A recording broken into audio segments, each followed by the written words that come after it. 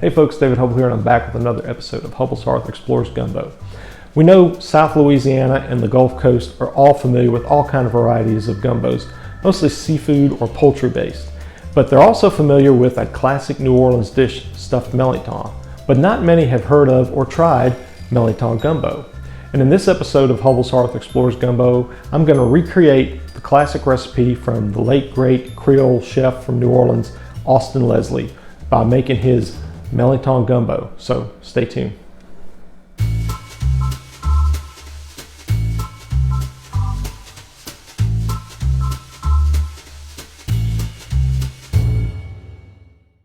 Folks, if you're not familiar with the work of Chef Austin Leslie, do yourself a favor and look him up and check him out. One of the first resources you can get is this classic book that came out in 1978, Creole Feast. 15 master chefs of New Orleans reveal their secrets. It's one of the first phenomenal works by Nathaniel Burton, a chef himself, and Rudy Lombard. And it highlighted many of the African-American chefs that put these famous restaurants on the map, but didn't really get recognition until this time. So there's plenty of great history in here and great recipes. Do yourself a favor, find yourself a copy and get it and add it to your library. Folks, you can check out Chef Leslie's biography in the Creole Feast book. And that'll tell you how he started cooking in the late 40s and early 50s. And eventually he ended up with his own place, Chez Helene, in the 70s and 80s, where he really rose to prominence. And in fact, by the late 80s, he was the inspiration for the TV show Frank's Place, a great comedy set in New Orleans at a New Orleans restaurant. So if you have an opportunity to find old episodes of that, check it out. It's a great show. Now, this recipe for Mirliton Gumbo appeared first in the 1991 New Orleans Times-Picayune in an article where it discussed that he and Chef Susan Spicer were going to be judges for the now defunct Mirliton Festival down in the Bywater neighborhood. Chef Leslie was one of the many tragedies that New Orleans suffered after Hurricane Katrina. He initially sat out the storm in his attic for 2 days and then was moved to the convention center for 4 days. Later he was transported to Atlanta, but he succumbed to injuries and illnesses due to the storm and died on September 29th, 2005.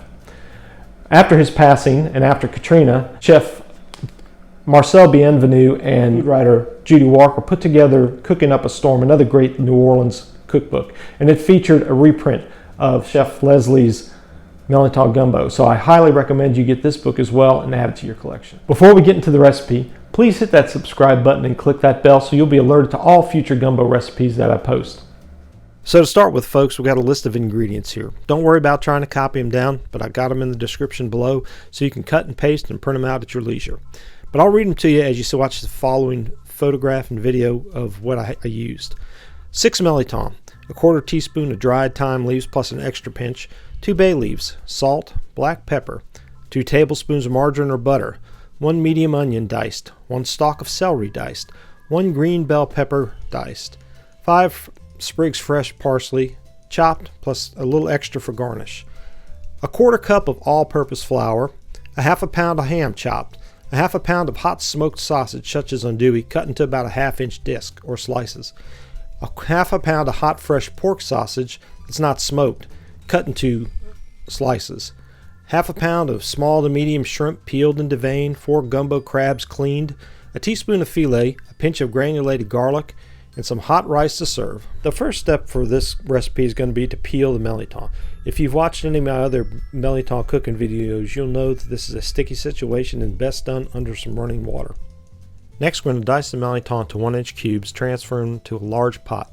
Cover with water, add a 1/4 teaspoon of thyme, the bay leaves, salt and pepper to taste.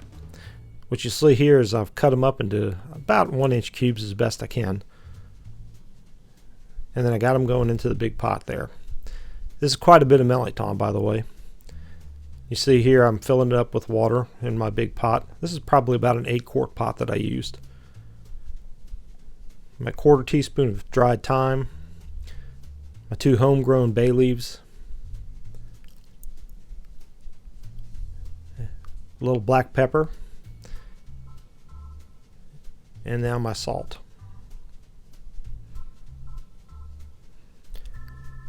Next, we're going to bring it to a simmer and let it go like that for about 30 minutes. Meanwhile, if you've got anything left to do, you might want to start chopping up the rest of your ingredients And one thing I decided to do during this time is to take that hot pork sausage and pre-cook it, because otherwise it'd be raw trying to cut it up and put it in. Now remove the mirlitons with a slotted spoon, but save that broth. Put this in a colander over another bowl to kind of catch any other liquid that drips out of it. And you can see the ingredients in this mirliton broth that we had. And this is what's going to be our stock that we're going to use as our main liquid for the gumbo. So the next step is to get a large pot, maybe 4 to 8 quarts, and melt the margarine or butter, and then saute our onion, celery, bell pepper, and parsley. I had some margarine for a different project I was doing earlier, so I actually used that in this case. But here I have my ingredients already chopped up and ready to go. I'll start with my onions. I'll do that first for about 3 minutes, get some of the sugars out of it, let that start first, and then I'll follow behind with the bell pepper. And then I'll cook it for another 3 minutes as well. Here I've actually added my celery, and at this point it's probably been cooking about 8 minutes. And then I'll add the parsley at the end, and I'll cook it for another couple of minutes. So the whole thing cooks about 10 minutes.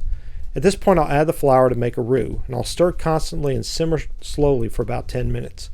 This doesn't make your dark roux that you typically see, but the flour just kind of binds up all those oils and juices that are down there. And so you see kind of more of a pasty, light colored roux that you'll get here. So the next step is to add the mirliton broth in about 4 cups of water and bring it to a simmer. All those wonderful flavors from boiling that mirliton with the thyme, salt, black pepper, and I'll tell you a secret, I also added just a half a cupful of liquid crab oil to add a little bit of extra taste.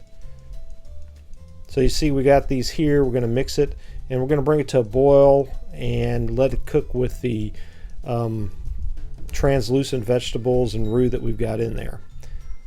So we just stir it along and just keep going, and it's coming along pretty good at this point. And so we're going to get ready for our next steps in the process. Now we're ready to add our proteins. We're going to start by adding the ham to the pot and let it simmer for 5 minutes. Now you see here I've got my proteins cut up, my hot sausage, my ham, and my andouille. Now you could probably brown some of this if you like to. I didn't in this case, since this is the first time I was making the recipe, and just thought I would do it the way it was listed. But there you see the ham is cooking in the broth with the roux and the vegetables. So next we'll add the smoked sausage, or smoked andouille in this case, and add it for another 5 minutes. Like I said, typically I like to brown mine, and I probably would do that next time just to see how the flavor changes. I'll add the pork sausage and let it cook for another 5 minutes. Remember, I pre-cooked this because otherwise you'd be putting in, I'd be afraid it might kind of fall apart if it wasn't already pre-cooked. Next step is to add shrimp, crabs, filet, a pinch of thyme, and granulated garlic, and then simmer over medium for 30 minutes. At this point I don't add all the shrimp. What I'm doing is sacrificing half of it. These are some good Gulf shrimp. Then I add some gumbo crabs from Lake Pontchartrain, and then I'm only adding half the filet at this point. The reason I'm doing that is because I know it can get ropey if you put it in and cook it too long. There's my pinch of thyme, and then I'm following it with my granulated garlic. This is about what I was starting with because I like granulated garlic. And here we got them mixing for about 30 minutes. Now I also added about half of the mirliton pieces as well. I sacrificed those as well to continue to add a little more mirliton flavor to it. So you can see it's coming along pretty good. Finally, we're going to add the diced mirliton when we're about ready to serve it and simmer it until it's heated through. And don't forget to remove those bay leaves. So here it is. It's pretty much finished at this point. You can see all the crabs and the mirliton slices. And you're probably thinking to yourself, well, this doesn't really look like a gumbo. It looks like more of a soup to me. But this is a form of gumbo. We got a thickener, 2 thickeners actually, a little flour and the filet.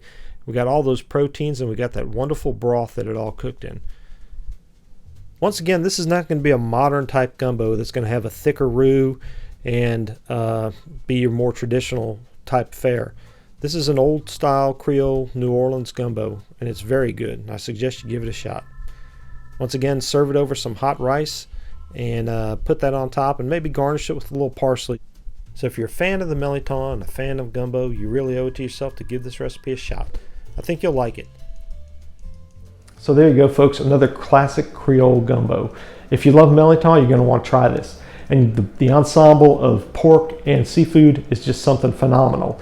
Not a very thick roux, but it relies on the filet to give it its thickness. So please check it out and let me know what you think. If you have any questions or comments, leave them in the section below or send them to me at rpcajun2r@gmail.com.